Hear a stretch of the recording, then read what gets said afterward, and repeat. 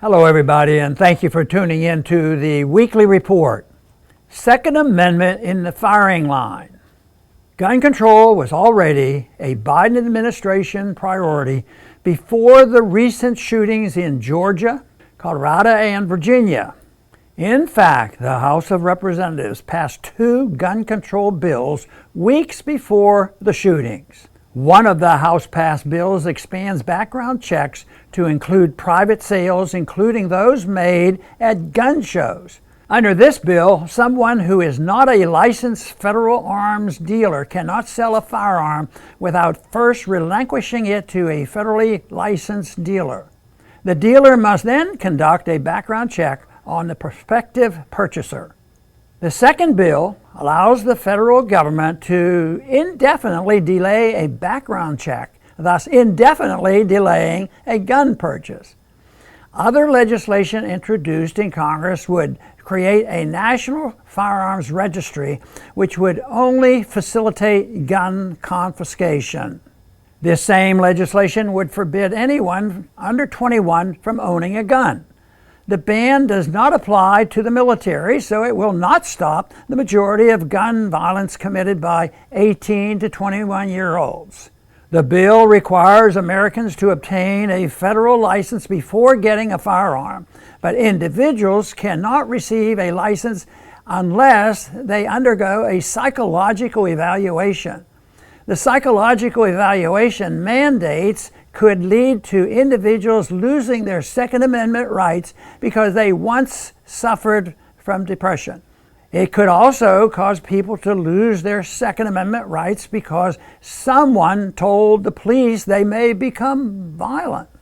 Police officers in 20 states and in the District of Columbia already have the authority to take away an individual's Second Amendment rights based on allegations and without giving the individual any due process. These red flag laws are supported by politicians of both parties, including some who claim to be pro-gun rights. For example, former President Trump supported red flag laws. President Trump and congressional Democrats were on the verge of reaching a bipartisan deal to expand red flag laws in the fall of 2019. Fortunately, the Democratic attempt to impeach the president ended all efforts at bipartisan deals to take away our rights.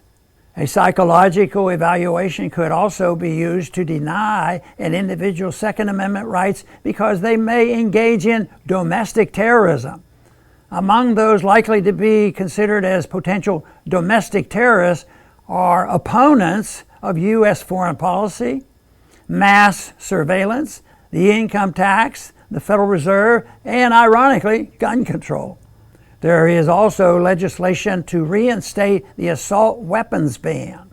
Like the original ban, which was in effect from 1994 to 2004, the new legislation bans an arbitrary list of firearms and will do little to reduce gun violence. Criminals and psychotics are not going to be deterred by background checks and licensing requirements from obtaining a firearm. There will be a black market to service those who cannot obtain firearms by legal means. By discouraging law-abiding Americans from owning firearms, these laws leave millions of Americans defenseless against gun violence. There was a reason why most mass shootings occur in gun-free zones. If Congress is serious about protecting Americans from violence, it would repeal all federal gun control laws. A good place to start would be with the Brady background check law and the misnamed Safe and Gun-Free School law, which leaves children defenseless against mass shooters. Congress ending the unconstitutional and anti-liberty war on drugs would also greatly reduce gun violence. Gun control, like all attempts by government to control our lives, makes us less safe and less free. Thanks for listening.